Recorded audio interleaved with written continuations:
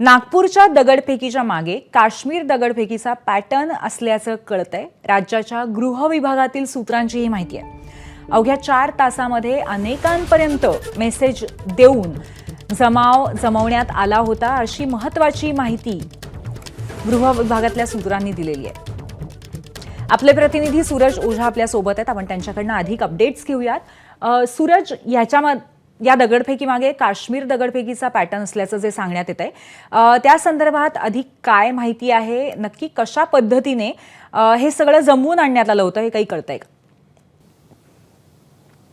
नक्की जेव्हा ही हिंसा झाली, तिथे स्टोन पेल्टिंग झाली, त्यानंतर जे इन्व्हेस्टिगेटर्स आहेत त्यांनी बऱ्याच लोकांना डिटेन केलेलं आहे, बऱ्याच लोकांना अटक केली आहे।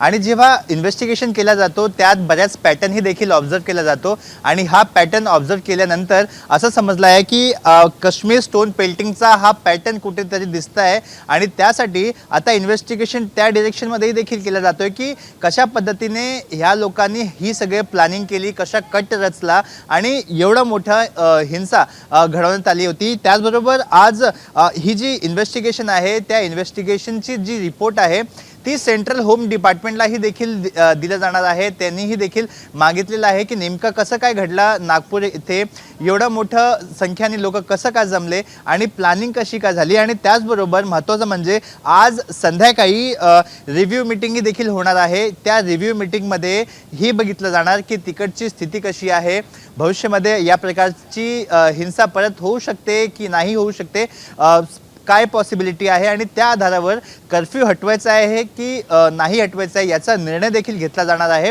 तर ह्या प्रकरणी तपास करत असताना एजन्सीला जी माहिती मिळाली आहे त्यांना प्राथमिकदृष्ट्या असंच वाटतंय की काश्मीर स्टोन पेल्टिंगचा पॅटर्न तर नाही आहे, या दिशेने देखील ह्या प्रकरणी इन्व्हेस्टिगेशन केलं जात आहे। जी सूरज, एकंदरीत हा सगळा प्रकारच नक्की कसा घडला हे जाणून घेणं खूप महत्त्वाचं असेल। धन्यवाद आपण दिलेल्या माहितीबद्दल।